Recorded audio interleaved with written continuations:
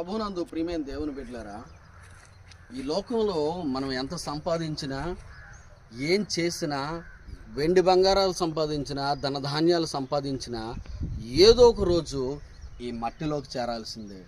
ఇదిగో చూడండి, ఈ యొక్క మరి చూసినట్లయితే సమాధిని చూసినట్లయితే ఎంత సంపాదించినా, ఎంత బ్రతికినా, ఏమి తిన్నా కానీ ఏదో ఒక రోజు ఇదిగో ఈ సమాధుల్లోకి చేరవలసిందే.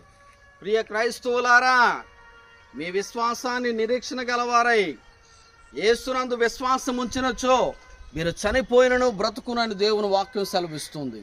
కాబట్టి మీ కొరకు ధనము సమకూర్చుక పరలోకంలో ధనాన్ని సమకూర్చుకోండి. పరలోక రాజ్యం కొరకు ఈ లోకంలో ప్రయాసపడండి. ఈ లోకంలో ఏం తిందాం, ఏం ధరించుకుందాం, ఏం సంపాదించుకుందాం అని మనిషి మరి పాకులాడుతున్నాడే కానీ ఏదో ఒక రోజు మరణం సంభవించును అనే సంగతిని ఎవ్వరూ గ్రహించడం లేదు. కాబట్టి నీకు సమయం ఉంటున్నప్పుడే నీ సృష్టికర్త అయినటువంటి దేవుణ్ణి గుర్తు చేసుకో. నీ ప్రభు కొరకు ఈ లోకంలో బ్రతుకు, ప్రయాసపడు. నీకు ఈ లోకంలో మరణం ఉందనే సంగతి మరి గుర్తించు. ఎందుకంటే బ్రతికి ఉన్న ఏ మనుష్యుడు కూడా మరణమును గూర్చి ఎవరు కూడా చింతించటం లేదు, ఆలోచించటం లేదు. ఏది కూడా ఏ విషయంలో కూడా వాడు ఆలోచించట్లేదు. కానీ నీకు మరణం ఉన్నదని గుర్తించు.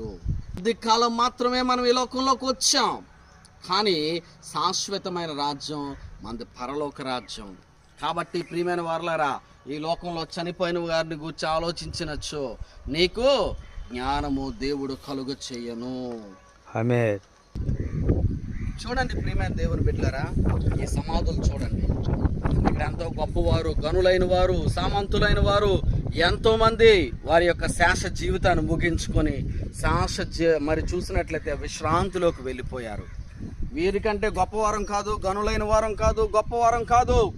కానీ ప్రియమైన దేవుని బిడ్డలారా, ప్రభువును నమ్మించు, నీ యొక్క శాశ్వత జీవితం ప్రభువులో ముగించు, నీకు పరలోక రాజ్యం ప్రాప్తించును. కాబట్టి ఆ పరలోక రాజ్యం కొరకై నీవు ప్రయాసపడు. ఏం సంపాదిద్దాం, ఏం తిందాం, ఏం ధరించుకుందాం అనే వాటి కోసం నువ్వు ఆలోచన చేయకు. ఈ లోకం అశాశ్వతమైనది.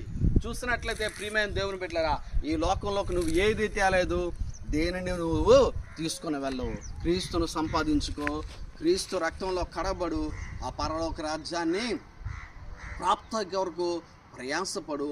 ప్రభు నిన్ను పరలోక రాజ్యానికి నిన్ను నడిపించునుగాక. ఆమేన్.